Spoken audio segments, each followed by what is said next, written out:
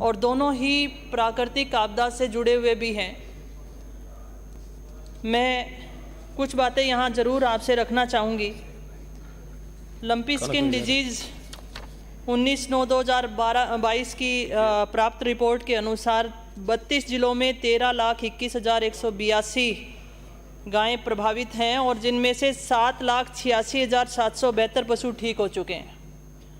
और मैं माननीय पशुपालन मंत्री जी का भी धन्यवाद देना चाहूँगी कि जिस तरीके से सीमित संसाधनों के बावजूद भी आपने 13,84,198 पशुधन को आपने टीकाकरण करवाया, क्योंकि हमें मालूम है कि ये लंपित बीमारी जो है जिसका निश्चय कोई उपचार नहीं है, लक्षण के आधार पर उपचार किया जा रहा है।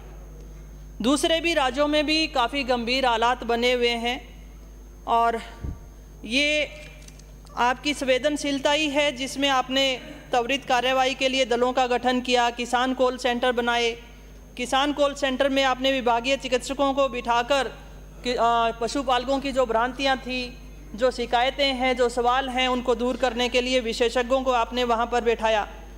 आयुर्वेदिक होम्योपैथिक उपचार विधि के लिए भी विशेषज्ञों के द्वारा राय और दिशा निर्देश दिए जा रहे हैं। और मैं यहाँ पर माननीय मुख्यमंत्री महोदय का भी धन्यवाद करना चाहूँगी।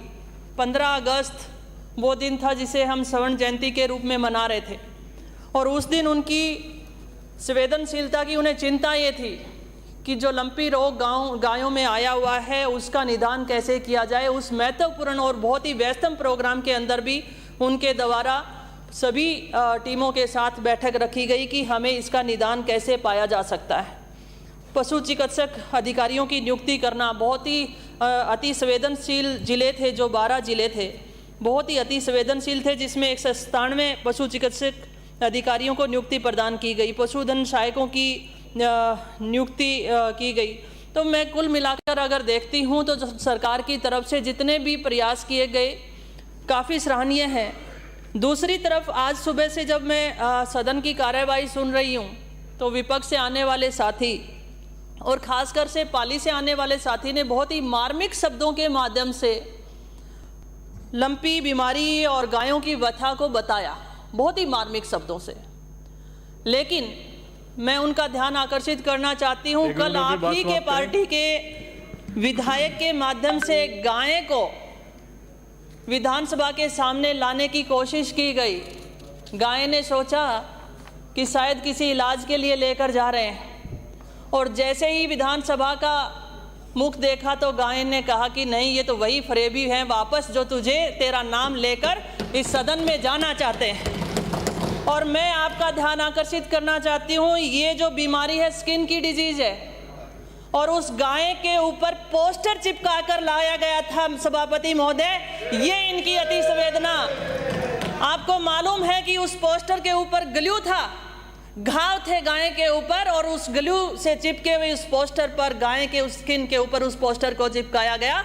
तो यहाँ पर इनकी संवेदनशीलता दिखाई दे रही है। मैं ये कहना चाहती हूँ, ये क्या दर्शाना चाहते हैं यहाँ पर बोलकर कि हम अति संवेदनशील हैं और इस तरीके की व्यवहार इन लोगों के द्वारा किया गया उस मूक पशु के ऊपर। इस मैं कहना चाहूंगी सभापति महोदय, माननीय मुख्यमंत्री महोदय ने बार बार कहा है कि प्राकृतिक आपदा के अंतर्गत लंपी स्किन डिजीज को महामारी घोषित किया जाए। जैसा मैंने शुरू में कहा कि किसानों के लिए आजीविका के 2 साधन हैं, पशुपालन और फसल। और प्रधानमंत्री फसल बीमा योजना के अंतर्गत बीमा भी क्रॉप कटिंग के आधार पर मिलना चाहिए। दोनों तरफ से किसानों की आज मर हो चुकी है। मैं यहाँ अपने इस सदन के माध्यम से कहना चाहती हूँ, इन दोनों विषय के ऊपर हमें गंभीरता से विचार करना होगा। ये नहीं कि हमें यूट्यूब पे आना है, मीडिया में आना है और इस तरीके से अति संवेदनशील विषयों के ऊपर हम अपनी बात रखें। और मैं ये जरूर कहना चाहूंगी, सदन के अंदर अगर आप संवेदनशील हैं कि लंपी जैसी बीमारी के लिए आप गंभीर हैं तो आपको अपने उस विधायक को ये निर्णय देना चाहिए पार्टी की तरफ से कि उन्होंने इस तरीका के कुकृत्य क्यों किया। धन्यवाद। जय हिंद। माननीय महोदय, आपने मुझे लंपी जो गौवंश पर बहुत बड़ा संकट है बोलने का मौका दिया, आपको धन्यवाद।